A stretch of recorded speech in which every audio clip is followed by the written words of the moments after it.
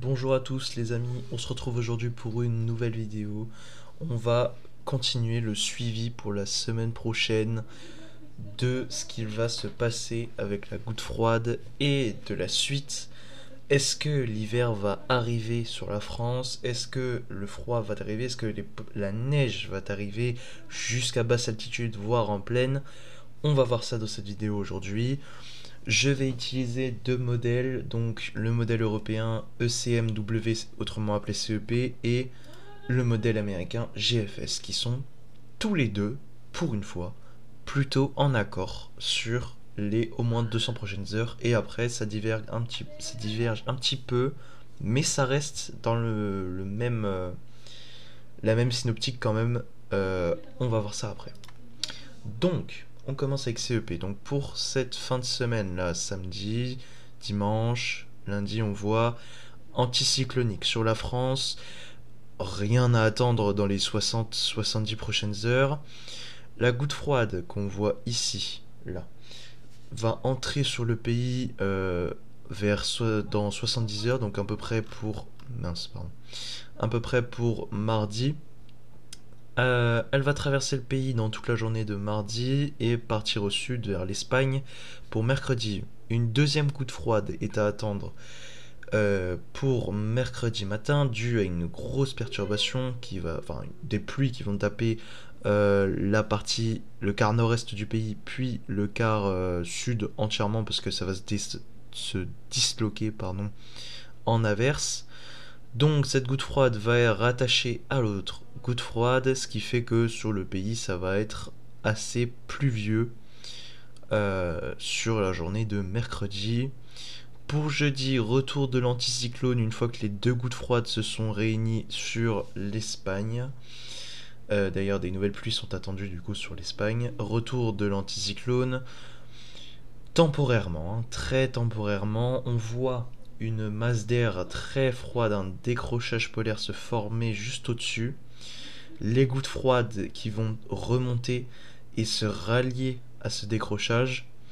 Et là, on voit que ça va toucher la France vers le week-end prochain. Et ça, c'est à confirmer. Mais là, on arrive à moins de 200 heures, hein, le seuil de 200 heures qui va tomber bientôt. Donc on voit que ça commence à devenir plus qu'une hypothèse parmi tant d'autres. On voit que ça commence à devenir peut-être sérieux pour la suite. On va suivre ça cette semaine, en tout cas moi je vais le faire sur ma chaîne. Si vous le voulez aussi, abonnez-vous. Donc, on va voir ce que ça donne ensuite. On voit que CEP, lui, voit un air froid qui se balade avec une dépression pour lundi, donc possiblement des pluies, le retour des pluies en pleine, mais avec une température, enfin, avec une masse d'air comme celle-là, plus un complexe dépressionnaire sur l'Angleterre, avec une masse d'air comme celle-ci, à température à 850 mètres. On voit que c'est du -4 à -6, presque du -6, -8, sur l'est en tout cas. Donc avec des masses d'air comme celle-là, on peut avoir assez froid en plaine pour avoir de la neige au sol, hein. De la neige jusqu'en plaine, hein. On le voit juste là. Lundi 13 h, on ne passera peut-être pas la barre des 5 degrés sur tout un quart nord-est, peut-être même pas la barre des 4 degrés pour l'Alsace-Lorraine. Euh, avec la nuit où il fera presque 0. Le lendemain, ouais, voilà, la nuit avec des gelées, hein, le retour des gelées. Donc là, on aurait un temps hivernal pour la partie est du pays. C'est assez intéressant vu déjà sur CEP. On va voir la suite. Donc je vais sur les ensemblistes. On va voir la suite. Donc on était vers là. Une fois... Alors, le scénario déterministe des ensemblistes, lui, voit une petite dépression ici qui va arriver et aspirer l'air froid en plus de la goutte froide qui va repasser, donc en plus de la petite dépression qu'on a vue sur l'autre, sur le modèle déterministe. Là, on voit que l'air froid va relancer cette dépression, peut-être créer un coup de vent, une tempête. En tout cas, là, on a une belle perturbation qui ferait toute la partie nord du pays, suivie de petites dépressions venant du nord, toujours accompagnées de l'air froid qui partirait pour le week-end prochain avec le retour de l'anticyclone. Température à 850, on voit que le froid se maintiendrait sur le pays avec ouais, un bon froid qui se maintient du mercredi, donc lui c'est plus tard, hein. Il voit le froid arriver quand même bien plus tard, donc pas pour dimanche mais pour mercredi, et le verrait partir pour dimanche, donc une fin de semaine prochaine semaine d'après assez froide, mais là c'est très loin quand même.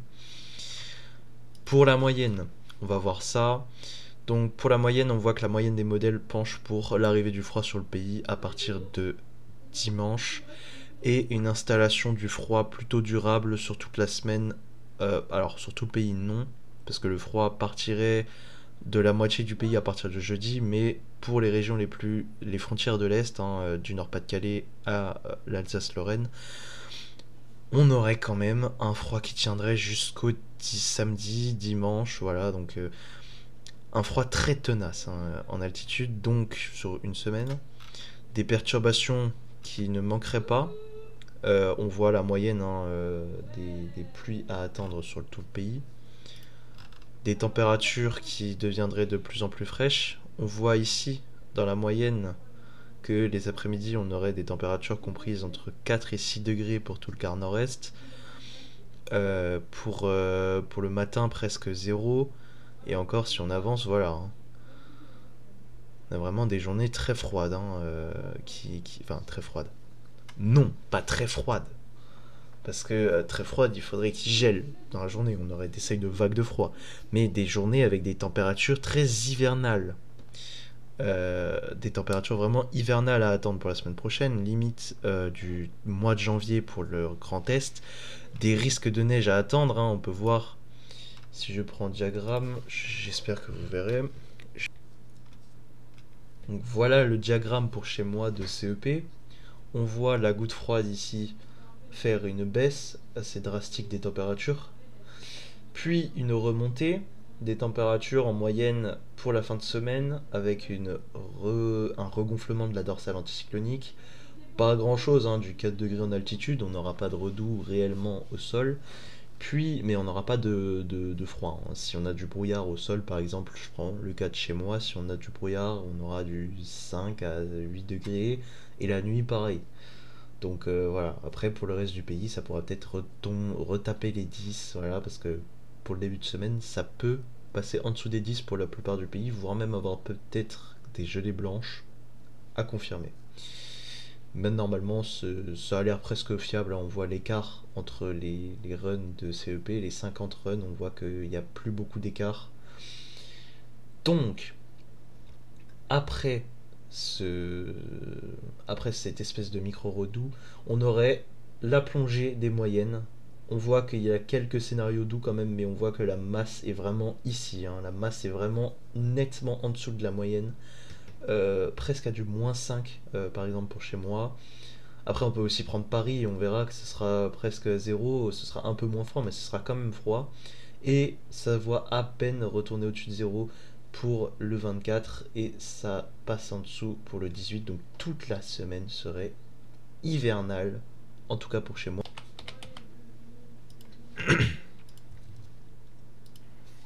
Donc voilà, pour Paris, comment ça se passe. Donc la petite descente, la remontée, et là on voit que ça resterait sous les normales, voire même à 0 pile, on va dire, ça partirait pour le 20, 21, 21, 22, et moi ça part vers le 24, donc j'ai 1 ou 2 jours de rab, mais voilà, le froid serait quand même présent sur le pays, jusqu'à la capitale, même on peut aller voir Lyon, hein, si vous voulez, ce sera aussi froid. Donc voilà. Maintenant, GFS. Alors, ce fameux modèle américain qui change beaucoup de fois. Tous les jours, il a un nouveau scénario. Mais là, il s'est calé sur CEP. Et vu l'échéance de la goutte froide qui est à peu près 72 heures, je pense que là, ça devient fiable. Donc, pour la goutte froide, elle arriverait pareil que CEP pour mardi. Elle mettrait un petit peu plus de temps à descendre sur l'Espagne comparé à CEP, donc des perturbations peut-être plus tenaces sur le sud du pays, des averses possiblement, un temps humide, plus frais, mais rien d'aggravant. Un redout temporaire pour jeudi, vendredi, puis le froid arriverait plus tard que sur CEP, avec même pas, ah non, même pas, juste il est plus à l'est, mais on voit un flux de nord-est très très puissant là, hein. Le froid arriverait, du coup la goutte froide remonterait, captivée par l'air froid. Et là, ce qu'on voit pour dimanche est que dimanche soir, bon, sur CEP ça arrive dimanche matin, mais là, sur GFS ça arrive dimanche soir, c'est à peu près l'échéance, hein. Dimanche 17, lundi 18 novembre, pour l'arrivée de cet air froid. Donc, GFS lui voit déjà des dépressions dans le nord-est directement, même sur la totalité du quart nord du pays, et un air froid qui s'engouffre, et un air froid qui tient surtout, hein.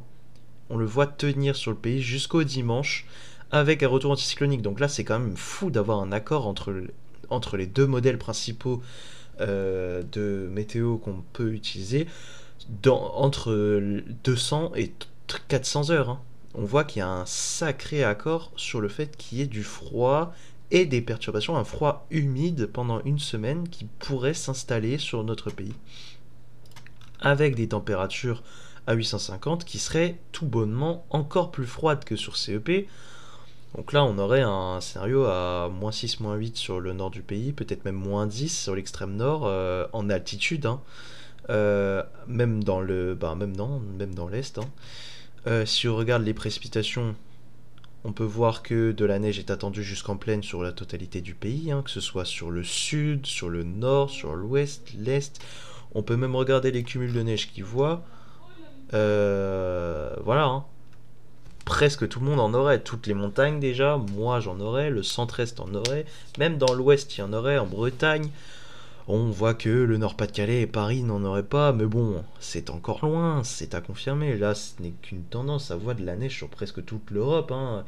Et ça, c'est quand même intéressant de voir ça, de voir un accord entre CEP et GFS, même si la neige n'est que fiable à 48 heures, sur le fait qu'il y ait un air froid qui s'installe avec beaucoup de neige sur presque toute l'Europe. Même en Espagne, hein. Donc, pour les températures qui sont attendues, on voit l'arrivée des gelées, hein, pour le début de semaine dans 10 jours. Des journées qui ne dégèlent pas, par exemple, dans le nord-est. Presque dégèlent sur le reste du pays, ne dégèlent pas sur le nord-est, par exemple. Des températures très froides, hein, -10, -4, -8, -12. Hein, des fortes gelées sur des sols enneigés, hein, que nous voit GFS. C'est du rêve, hein, qui nous vend, mais bon, on verra bien, hein. Moi je dis on verra bien. Déjà, concentre-nous sur la semaine prochaine qui vient d'être actée, donc avec des possibilités de gelée, hein, pour par exemple mercredi matin, hein, avec du 2 degrés. Pour jeudi matin, des possibilités de gelée blanche, même s'il y a redout dans l'après-midi. Pour vendredi matin, hein, des possibilités de gelée aussi, malgré un redout dans l'après-midi. Voilà, tout est encore possible pour la semaine d'après, mais en tout cas, cette semaine, la semaine prochaine, celle qu'on arrive, celle du 11 au 17, elle a l'air confirmée sur un temps frais en altitude, plutôt frais au sol, dans les normales de saison, j'ai envie de dire, pour une grande partie du pays. Des températures sous les 10 degrés possibles les après-midi, entre mardi et le week-end, pour la quart nord-est du pays, nord-nord-est. Des températures qui seraient à peine les 10 degrés atteints sur le quart nord-ouest, le quart sud-est, et au-dessus des 10 pour le quart sud-ouest. Voilà donc tout ce qu'il y avait à savoir pour les prévisions de la semaine prochaine et celle d'après. On continue de surveiller ça sur ma chaîne YouTube. Aujourd'hui, accord entre GFS et CEP, c'est pas tous les jours qu'on en a un. Si ça pouvait se tenir et arriver sur tous les modèles, ce serait cool. On voit, hein, quand même une bonne tendance. En tout cas, j'espère que ça va se confirmer. Voilà, c'était à peu près tout ce que j'ai à dire pour aujourd'hui. On se retrouve très prochainement pour deux vidéos. Une sur les prévisions saisonnières de l'hiver, la deuxième sur les infos du temps, partie 2, où cette fois-ci j'attendrai peut-être le début de semaine prochaine ou le milieu de semaine prochaine pour avoir une espèce de confirmation déjà de la descente d'air polaire pour le week-end, parce qu'on sera à J-5, donc j'aimerais bien faire une tendance sur 15 jours, donc sur la semaine prochaine, la fin de semaine prochaine et la semaine d'après, un focus, hein, sur la semaine d'après, avec la tendance la plus fiable qui serait envisagée par nos modèles météorologiques. Donc restez à l'affût ce week-end, encore une vidéo possiblement sur la tendance des prévisions saisonnières pour l'hiver et une vidéo info du temps pour la début de semaine prochaine à prévoir pour la semaine avec cette descente polaire qui nous vend du rêve pour l'instant sur GFS. On est sûr de rien, hein, je le confirme. On peut regarder en vitesse l'ensemble GEFS qui lui aussi voit normalement donc la goutte froide s'installer, voilà, à partir en Espagne comme le voit CEP, puis à partir de 200 heures, qu'est-ce qu'il nous voit? La descente polaire, voilà, donc lui il la voit plus à l'est mais une descente polaire quand même, et dans son run d'avant il voyait une espèce de big boule froide, un goutte froide XXL, bon, c'est un décrochage polaire, mais en tout cas ce qui est sûr c'est que le froid part pour à peu près tous les modèles vers le week-end de la semaine d'après, donc vers le samedi, ce qui laisse quand même 4 à 5 jours de froid je pense, possible, hein, des températures vraiment hivernales, des chutes de neige, etc. en pleine, possible réellement, sur toute la première partie de la semaine prochaine, la semaine vraiment prochaine d'après.